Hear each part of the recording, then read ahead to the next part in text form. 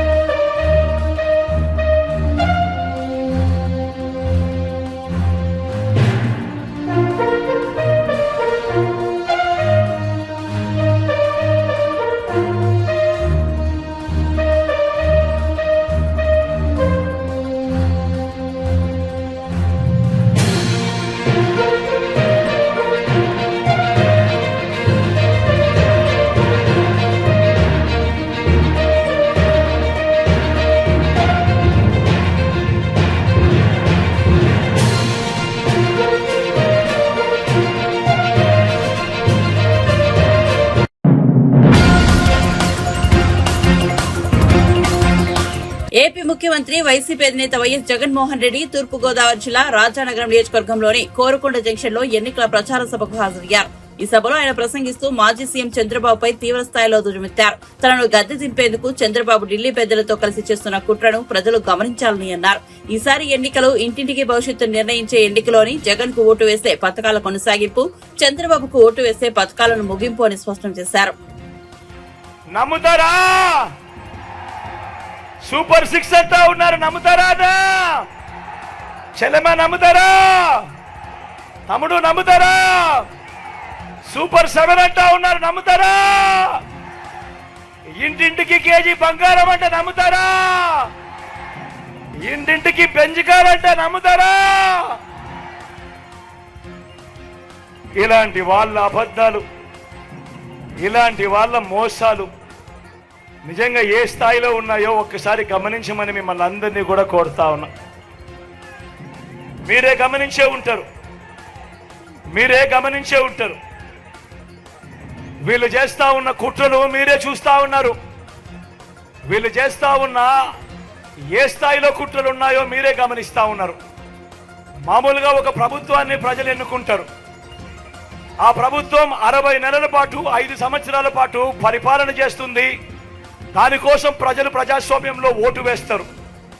అలాంటి ప్రభుత్వాన్ని దెబ్బతీయడం కోసం, అలాంటి ప్రభుత్వాన్ని ఇబ్బందులు పెట్టడం కోసం తెలుగుదేశం పార్టీ, చంద్రబాబు నాయుడు ఈయన ఢిల్లీతో కలిసి ఏ స్థాయిలో కుట్రలు పన్నుతా ఉన్నారో మీరే చూడండి. అవ్వాతాతలకు ఇంటికే వచ్చే పెన్షన్ దగ్గరుండి వీళ్ళే రాకుండా చేశారు. నేను అడుగుతా ఉన్నా, అవ్వాతాతలకు ఇన్ని సంవత్సరాలుగా మీ జగన్ అవ్వాతాతలకు ఇంటికి నేరుగా పెన్షన్ పంపిస్తా ఉన్నాడు. ఎన్నికలకు 2 నెలల ముందు చంద్రబాబు నాయుడు కుట్రలు పన్ని ఆ అవ్వాతాతలకు ఇంటికే వచ్చే పెన్షన్ రాకుండా చేస్తే ఆ అవ్వాతాతలు రెట్టించిన ఉత్సాహంతో జగన్కు ఓటు వేయరా అని అడుగుతా ఉన్నాడు. బిడ్డ కుట్రలు పన్నుతూ, కుతంత్రాలు పన్నుతూ జగన్ ఏదైతే బటన్లు నొక్కాడో, చివరిలో జగన్ ఏదైతే బటన్లు నొక్కాడో ఆ బటన్లు నొక్కిన సొమ్ములు కూడా నా అక్క చెల్లెమ్మల కుటుంబాలకు రాకుండా ఢిల్లీ వాళ్ళతో వీళ్ళంతా కుట్రలు చేస్తూ అడ్డుకునే కార్యక్రమం చేస్తా ఉంటే సాక్షాత్తు మీ జగన్ ఒక ముఖ్యమంత్రిగా ఏకంగా కోర్టుకు వెళ్లి జరుగుతా ఉన్న అన్యాయాన్ని ప్రశ్నిస్తూ కోర్టులో కేసులు వేసే పరిస్థితి లేకి ప్రజాస్వామ్యం దిగజారిపోయింది అంటే వీళ్ళని ఏమనాలి అని చెప్పి అడుగుతా ఉన్నాను. ఈ సందర్భంగా ఈరోజు మీ జగన్ బటన్లు నొక్కినేటివన్నీ కూడా ఈరోజు ఎన్నికలు వస్తున్నాయని కొత్తగా నొక్కినేటివి కాదు. జగన్ ఈరోజు బటన్లు నొక్కినేటివన్నీ కూడా ఈ 5 సంవత్సరాలలో ప్రతి సంవత్సరం జగన్ బటన్లు నొక్కుతూ నొక్కుతూ నొక్కుతూ నొక్కుతూ నొక్కుతూ ఉన్న స్కీములకే బటన్లు నొక్కాడు జగన్. కొత్తగా వచ్చినటివి కాదు, వీటికి అసెంబ్లీలో బడ్జెట్ ద్వారా ఆమోదం కూడా తెలిపినటివి. మరి అటువంటివి 60 నెలల కథ దేవుడెరుగు 57 నెలలు కాకమునిపే జగన్ను కట్టడి చేయడం కోసం ఢిల్లీతో కుట్రలు బన్ని ఆ బటన్లు నొక్కిన సొమ్మును నా అక్క చెల్లెమ్మల కుటుంబాలకు రాకుండా అడ్డు తగిలే దౌర్భాగ్యపు పరిస్థితిలోకి వీళ్ళంతా దిగజారిపోయారు అని అంటే ఆలోచన చేయమని అడుగుతా ఉన్నా. నేను ప్రతి అక్క చెల్లెమ్మకు చెప్తా ఉన్నాను, వారి కుటుంబ సభ్యులకందరికీ కూడా చెప్తా ఉన్నది ఒకటే, ఇన్ని సంవత్సరాలు ఇన్ని నెలలు ఏ పథకం ఎప్పుడు ఇస్తుందో, ఏ పథకం ఎప్పుడు వస్తుందో మొట్టమొదటిసారిగా రాష్ట్ర చరిత్రలో ఎప్పుడు జరగని విధంగా బి జగన్ ఏకంగా ఒక క్యాలెండర్ ఇచ్చి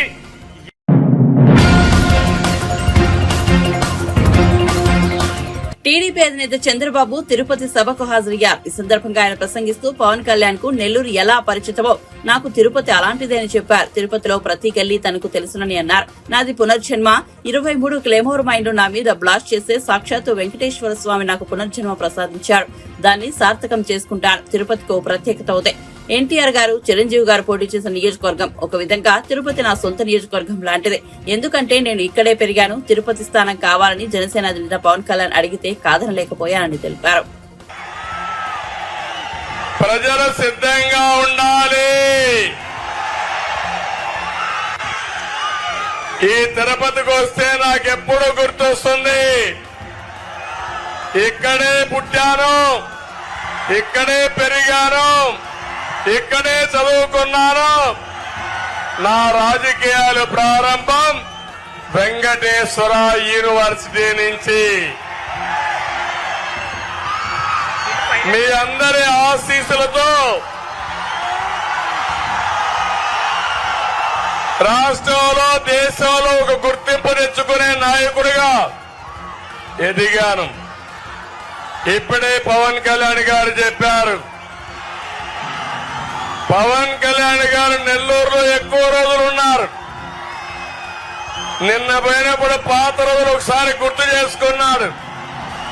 నేను అదే వారికి చెప్పాను, మీకు నెల్లూరు ఏ విధంగా పరిచయమో తిరుపతి గల్లీ గల్లీ నాకు పరిచయం. ఈ రోడ్లన్నీ తిరిగిన రోడ్లే. తమిళలో మీరు ఒక్కసారి నాది పునర్జన్మ 23 క్లెమోర్ మైన్స్ నా మీద బ్లాస్ట్ చేస్తే సాక్షాత్ వెంకటేశ్వర స్వామి నాకు పునర్జన్మనిచ్చాడు. అది మీ అందరి ఆశీస్సులతో సార్థకం చేసుకుంటానని మరొక్కసారి అందరికి విజ్ఞప్తి చేస్తున్నా. తిరుపతికి ఒక ప్రత్యేకత ఉంది. ఎన్టీ రామారావు గారు పోటీ చేసిన నియోజకవర్గం, చిరంజీవి గారు పోటీ చేసిన నియోజకవర్గం, నా సొంత నియోజకవర్గం. అంటే ఇక్కడే పెరిగారు. పవన్ కళ్యాణ్ గారు ఒక మాట అడిగారు, ఎట్టి పరిస్థితిలో తిరుపతి కావాలి అంటే నేను కాదనలేకపోయానని మీ అందరికీ విజ్ఞప్తి చేస్తున్నా. ఈరోజు పొత్తులో ధర్మంగా జనసేన అభ్యర్థి శ్రీనివాసులు గారు గుర్తు ఏంటి? గాజు గ్లాసు. సిద్ధమా తమ్ముళ్ళు? సిద్ధమా తమ్ముళ్ళు? సిద్ధమా తమ్ముళ్ళు? సిద్ధమా ఆడబిడ్డలు? గట్టిగా చెప్పండి, చెప్పండి. ఒకే విషయం చెప్తున్నాను మీకు, ఒక సామాజిక న్యాయానికి కట్టుబడినటువంటి ఈ కూటమి ఇక్కడ చూస్తే శ్రీనివాసులు గారిని పెట్టాం. అదే వైఎస్ఆర్ కాంగ్రెస్ లో టీటీడీ చైర్మన్ ఒకప్పుడు సుబ్బారెడ్డి, ఇప్పుడు కరుణాకర్ రెడ్డి, ఈవోను చూసిన ధర్మారెడ్డి, అధికార యంత్రాంగాన్ని కూడా ఇక్కడ మున్సిపల్ మేయరు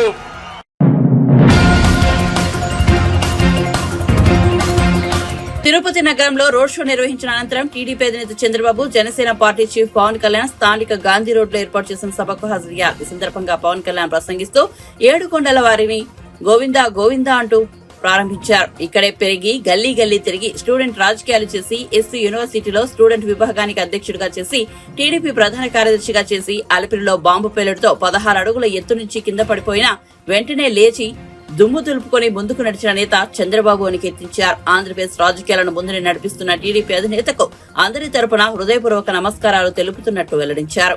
తెలుగుదేశం నాయకులకి, తెలుగుదేశం తిరుపతి పార్టీ నాయకులందరికీ, జిల్లా నాయకులందరికీ పేరు పేరున హృదయపూర్వక నమస్కారాలు. భారతీయ జనతా పార్టీ నాయకులకి, కార్యకర్తలకి, ప్రతి ఒక్కరికి హృదయపూర్వక నమస్కారాలు.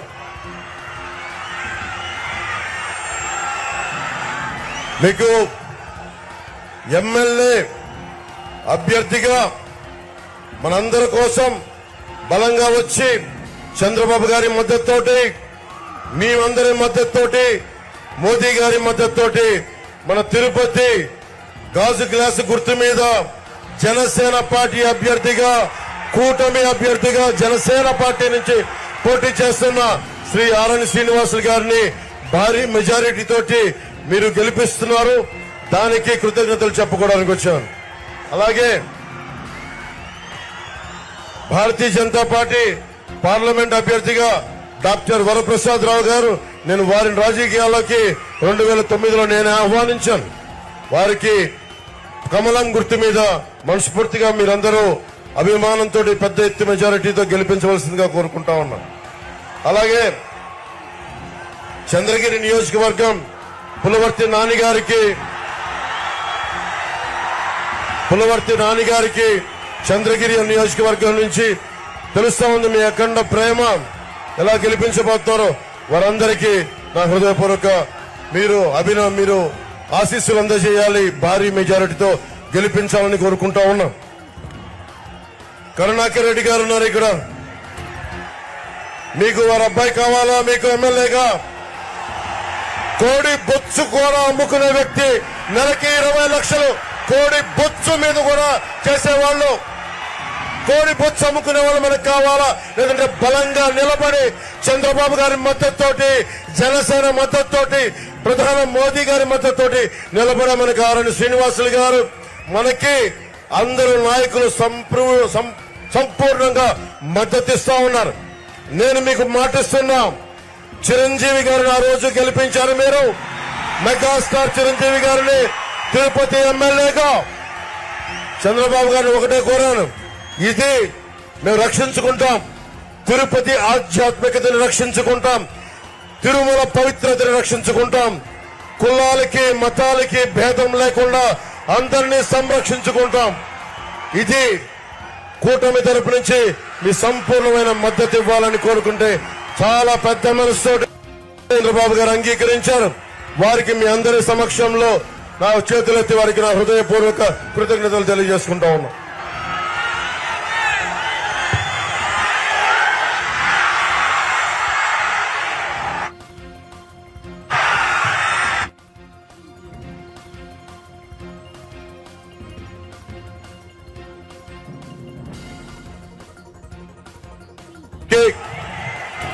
మన ప్రభుత్వం రాగానే మనకి ఇదివరకులాగా మనకి రుయా హాస్పిటల్ స్విమ్స్ లో గాని 11 మంది చనిపోయారు.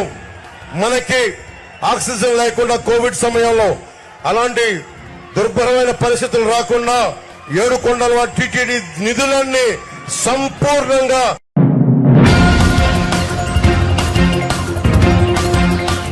రేవంత్ రెడ్డి ప్రభుత్వం ఏ హామీని నెరవేర్చలేదని, అసమర్థులు, చేతకాని వారు, తెలివి తక్కువ వారు రాజ్యంలో ఉంటే ఇదే జరుగుతుందని బీఆర్ఎస్ అధినేత కేసీఆర్ విమర్శించారు. కామారెడ్డిలో బస్సు యాత్రలో పాల్గొన్న కేసీఆర్ మాట్లాడుతూ సీఎం రేవంత్ రెడ్డి హామీ ఇచ్చినట్లుగా 2 లక్షల రూపాయల రుణమాఫీ ఇప్పటి వరకు అమలు కాలేదన్నారు. అయితే దేవుడి మీద బొట్లు, కేసీఆర్ మీద తిట్లు అన్నట్లుగా ముఖ్యమంత్రి తీరు ఉందని మండిపడ్డారు. మహిళలకు 2,500 రూపాయల గ్యారంటీని అమలు చేస్తున్నారా అని నిలదీశారు. 6 గ్యారంటీల్లో ఒకటి పూర్తిగా అమలు చేయడం లేదన్నారు.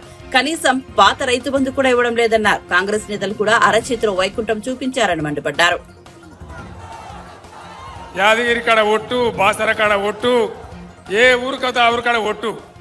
చేసే సిపాయి ఎవడన్నా ఒట్లు పెట్టుకుంటాడా?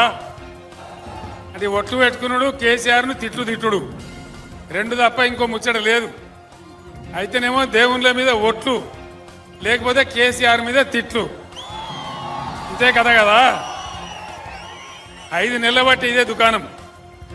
ఇక మహిళలకు, ఆడబిడ్డలకు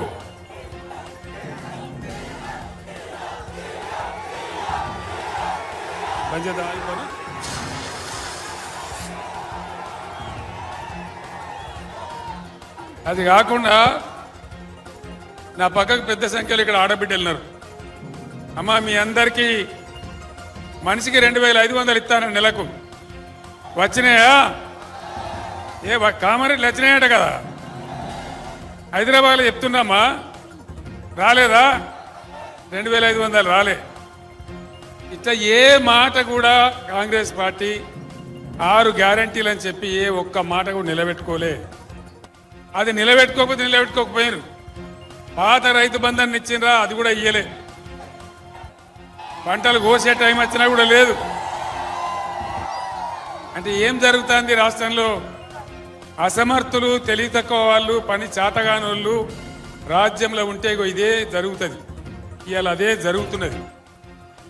మనం ఇచ్చిన కరెంటు పోయింది, మంచినీళ్ళు పోయినాయి, రైతు బంధు పోయింది, రైతు బీమా కూడా ఉంటుందో పోతుందో తెలియదు. ఎవ్వలకు ఏం చేయలే. యువ వికాసం అని నిరుద్యోగులకు 4000 నిరుద్యోగ భృతి అన్నారు. వచ్చిందా? యువ వికాసం అని చెప్పి 5 లక్షల రూపాయలు బ్యాంక్ కార్డు ఇస్తాం ప్రతి విద్యార్థికి అన్నారు. ఎక్కడైనా ఇచ్చిండ్రు? అవలకన్నా ఏ విద్యార్థికి రాలే. ఇది ఇయ్యపోయినరు. కానీ మన గవర్నమెంట్ ఉన్నప్పుడు వేసినటువంటి ఏదైతే ఫీజు రియంబర్స్మెంట్ ఉందో దాన్ని కూడా ఇస్తలేరు. 1 రూపాయి కూడా ఇస్తలేరు. సోషల్ వెల్ఫేర్ హాస్టల్స్ పెట్టినాం 1100. వాటిని జూనియర్ కాలేజీలు చేసినాం. అక్కడ పిల్లలకు అన్నం కూడా సరిగ్గా పెడతలేరు. 125 స్కూళ్లలో కలుషిత ఆహారం తిని విద్యార్థులు హాస్పిటల్ల పాలవుతా ఉన్నారు. ఏం జరుగుతూ ఉంది? 5 నెలలకి ఇంత ఆగమాగం ఉంటుందా? కేసీఆర్ పోగానే కట్క బంద్ చేసినట్టే కరెంటు బంద్ అవుతుందా? నల్లాలు బంద్ అవుతాయా? రైతు బంధు బంద్ అవుతుందా? మరి డబ్బులు ఎక్కడికి పోతా ఉన్నాయి? ఏం జరుగుతూ ఉంది? దయచేసి మీరు అందరూ ఆలోచించాలని చెప్పి నేను కోరుతా ఉన్నా. మీ అందరితో నేను ప్రార్థించేది ఒకటే, మీరందరు కామారెడ్డి గడ్డ చాలా చైతన్యం, తెలంగాణ ఉద్యమంలో బ్రహ్మాండమైన పోరాటం చేసిన గడ్డ. ఇదే కరీంనగర్ పట్టణంలో, ఇదే కామారెడ్డి పట్టణంలో పోలీసు కిష్టయ్య పిస్తోల్తో కాల్చుకొని అమరుడైన సంగతి కూడా మనందరికీ తెలుసు. ఆనాడు చాలా కష్టపడి మనందరం పోరాటం చేసి అనేక సంవత్సరాలు పోరాడి ప్రాణాల మీదకి తెచ్చుకొని చాలామంది యువకులు చచ్చిపోయి తెలంగాణ రాష్ట్రాన్ని తెచ్చుకున్నాం. దీన్ని ఒక పొదరిల్లు లాగా బాగా చేసుకున్నాం. వ్యవసాయం బాగా చేసుకున్నాం. పేద ముసలి వాళ్లకు 2000 రూపాయల పెన్షన్ ఇచ్చినాం. బీడీ కార్మికులకు దేశంలో ఎక్కడ ఇయ్యరు 2000 రూపాయల పెన్షన్ ఇచ్చినాం. మొన్న ఎన్నికల్లో 6 గ్యారంటీలలో భాగంగా ముఖ్యమంత్రి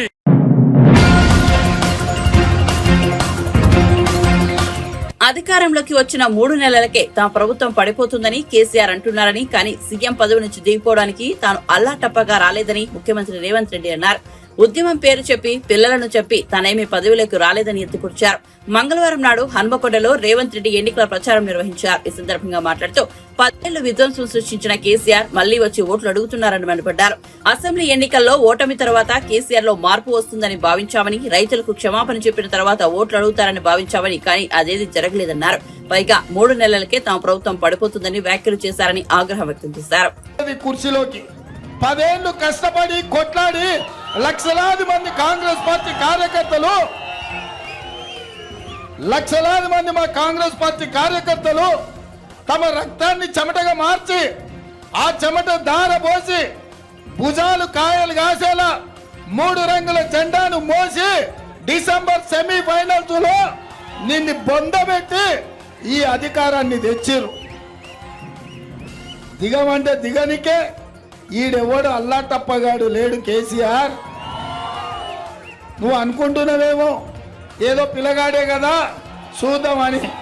చూడోసారి వరంగల్ మిర్చి తెలుసు కదా ఎట్లుంటుందో, అప్పుడు కానీ అర్థం కాదు. ఓసారి చూస్తే తెలుస్తుంది నీకేందో కథ. ఆయన బస్సు యాత్ర మొత్తం చూసిన. మామనగర్ పోయిండు, నాగర్ కర్నూలు పోయిండు, మిర్యాలగూడ పోయిండు, భువనగిరి పోయిండు, ఇంకా సూర్యాపేట పోయిండు. ఆయన వ్యవహారం చూస్తే వెనకటికి ఎవడో తిక్కలోడు తిరునాళ్ళకు పోతేనంట వానికి ఎక్కనిక్క దిగనిక్కనే సరిపోయిందంట, చూసింది ఏంది లేదంట. చంద్రశేఖరరావు కూడా ఇవాళ ఎవరిని మభ్య పెట్టడానికి బస్సు వేసుకొని బయలుదేరినవయా? 10 ఏళ్ళు నువ్వే కదా ఉన్నది. నీ దుర్మార్గానికే కదా తెలంగాణ బలైపోయింది. నీ అన్యాయంతోనే కదా 2 లక్షల ఖాళీలు ప్రభుత్వంలో పడావు పడ్డాయి. నేను వచ్చిన ఎంబడే 3 నెలల్లో 30,000 ఉద్యోగాలు ఇచ్చిన.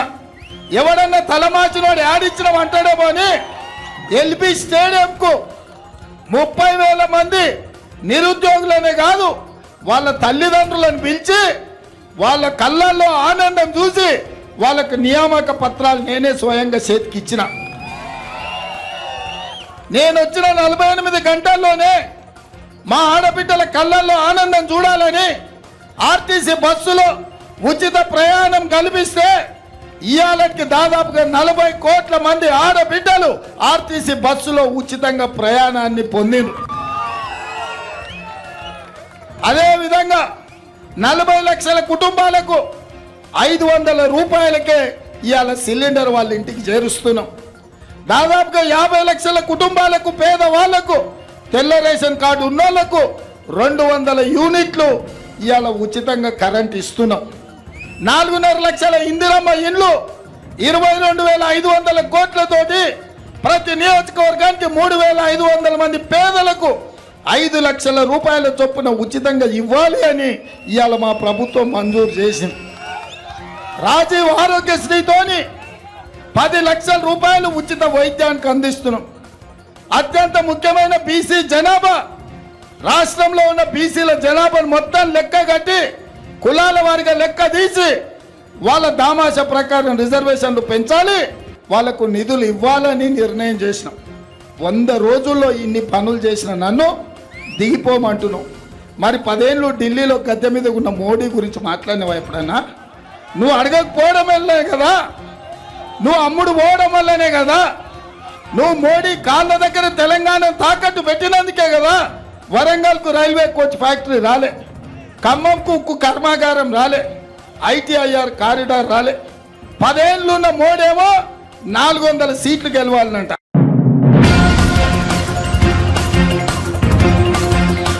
రాబోయే ఎన్నికల్లో కూటమి విజయ దుంబిది మోగించి ప్రజాప్రభుత్వం అధికారంలోకి వచ్చాక విశాఖపట్నాన్ని ఐటీ రాజధానిగా తీర్చిదిద్దుతామని టీడీపీ జాతీయ ప్రధాన కార్యదర్శి నారా లోకేష్ పేర్కొన్నారు. విజయనగరం ఎంఆర్ స్టేడియం గ్రౌండ్ లో ఏర్పాటు చేసిన యువగలం సభలో లోకేష్ పాల్గొన్నారు. ఈ సందర్భంగా లోకేష్ మాట్లాడుతూ అధికారంలోకి వచ్చాక 3 నెలలకే జగన్ 3 ముక్కలాట మొదలుపెట్టారని విమర్శించారు. కర్నూలు న్యాయ రాజధాని, ఉత్తరాంధ్రకు పరిపాలనా రాజధాని, లెజిస్లేటివ్ క్యాపిటల్ గా అమరావతి ఉన్నారని వెల్లడించారు. కానీ కర్నూలులో ఒక ఇటుక లేదు, అమరావతిని సర్వనాశనం చేశాడంటూ మండిపడ్డారు.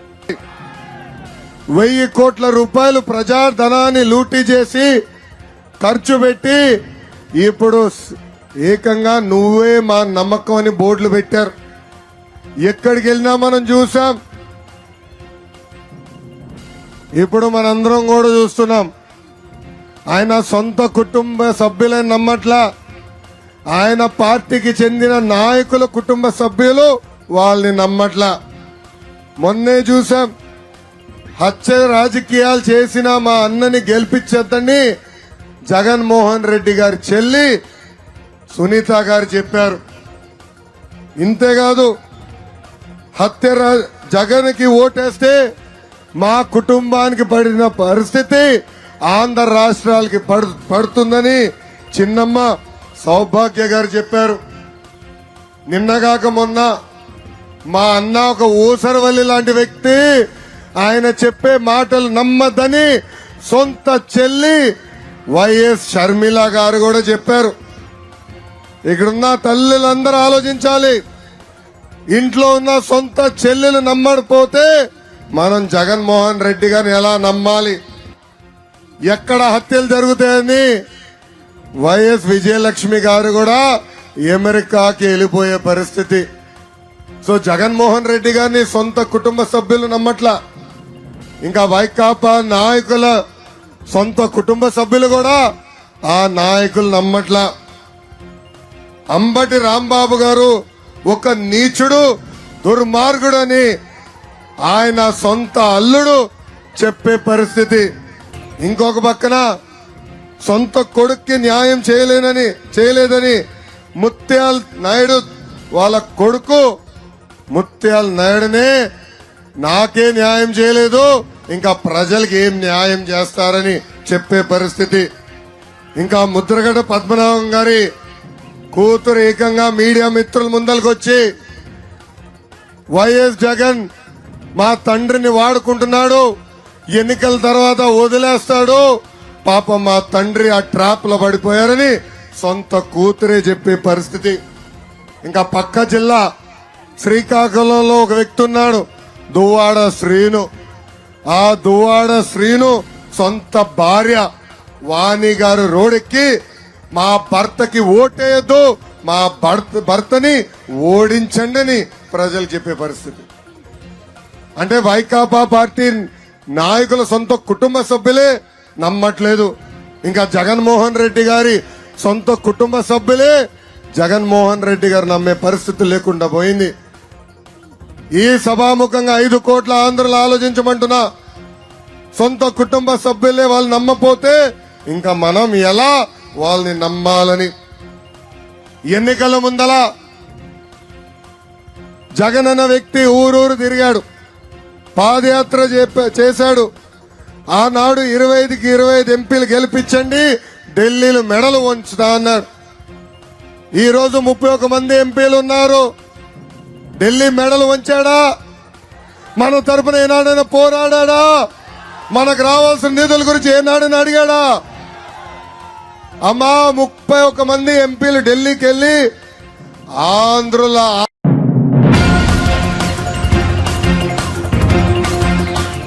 4 ఏళ్లుగా తన పిల్లల్ని తనకు దూరం చేశారని మామ అంబటి రాంబాబుపై అల్లుడు గౌతమ్ ఆగ్రహం వ్యక్తం చేశారు. మంత్రి అంబటి వ్యాఖ్యలపై ఆయన స్పందిస్తూ ఓ వీడియో విడుదల చేశారు. తన తండ్రి చివరి గడియల్లో మనవడిని మనవరాలని చూడాలని వేడుకున్న జాలి చూపని వ్యక్తి అంబటి రాంబాబు అని పేర్కొన్నారు. దాంతో ఇసువంత మంచితనం కూడా ఉంటే బాగుండేది. బట్ ఆయన ఏం మాట్లాడారంటే 4 సంవత్సరాల నుంచి తన మనవడు మనవరాలు ఆయన దగ్గరే ఉంటున్నారని, వాళ్ళని ఆర్థికంగా ఈయనే జాగ్రత్తగా చూసుకుంటున్నారని, అల్లుడైన నేను ఎటువంటి ఆర్థిక సహాయం చేయట్లేదని, ఇవన్నీ చేయటం వల్ల దుర్మార్గుడిని అయితే గీతే నేనే అవుతాను తప్ప ఆయన కాడని మంచి వాగ్దాటిలో చెప్పారు. ఏదైనా దాన్ని ఒప్పుకోవాలి, ఆ స్కిల్ని ఒప్పుకోవాలి. ప్లస్ నా వెనకాల మోడీ గారు, పవన్ కళ్యాణ్ గారు, చంద్రబాబు నాయుడు గారు ఉండి చేయిస్తున్నారని చెప్పారు.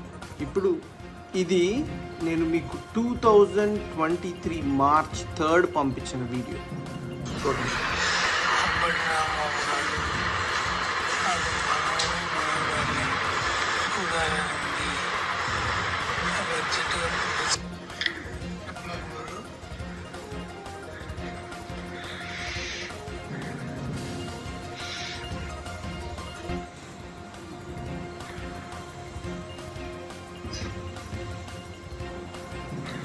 ఆయనకి మాట కూడా రావట్లేదు రాంబాబు గారు, మాట.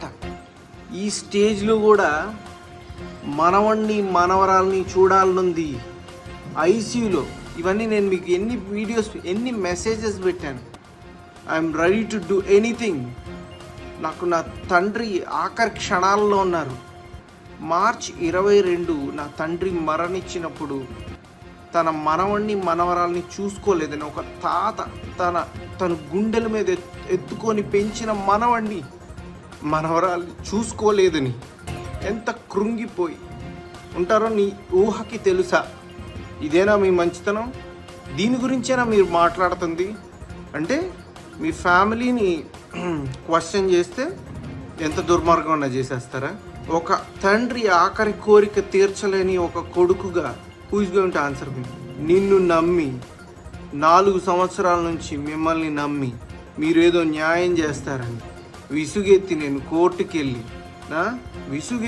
కోర్టుకి వెళ్తే నా తండ్రి ఆఖరి క్షణాలలో తన మనవణ్ణి మనవరాల్ని చూసుకోవాలని ప్రాధేయపడి మీ అందరికీ ఫోన్లు చేసి కాల్స్ చేసి ప్రాధేయపడితే పంపించలేదు. దీన్నేనా మంచితనం అనేది? ఇప్పటికైనా చెప్తున్నా, మీరు నా కొడుకుని నా కూతుర్ని పోషించనే అక్కర్లేదు. నేను ఆరోగ్యంగా ఉన్నాను, ఆర్థికంగానూ బాగానే ఉన్నాను. నా కొడుకుని నా కూతుర్ని రేపు మీడియా సాక్షిగా నేను వచ్చి తీసుకెళ్తాను. ఓకే చెప్పండి ఓకే. నా కొడుకుని నా కూతురుని నా ఇంటి దగ్గర డ్రాప్ చేయండి. పోని నేనేమైనా వద్దన్నానా? మీరు రూపాయి పెట్టనక్కర్లా, వాళ్ళని బంగారంలో గుండెల మీద ఎత్తుకొని పెంచుతా. నాన్న అని 4 సంవత్సరాల నుంచి నాకు వాళ్ళకు దూరం చేసి మనిషిలోని ప్రాణాన్ని తీసేసి ఎటువంటి తప్పు చేయలేదు అని ఎలా బుకాయించగలుగుతున్నారండి మీరు? కనీసం కొంచెం అన్న ఇసువంతన్న ఆత్మసాక్షి ఉందా మీకు? మీరే ఆలోచించుకోండి. ఇంతకుమించి నేను మాట్లాడను, ఇంతకుమించి నేను అడగను, చెప్పను. మీరే ఆలోచించుకోండి. ఇది ప్రజలే ఆలోచించుకుంటారు.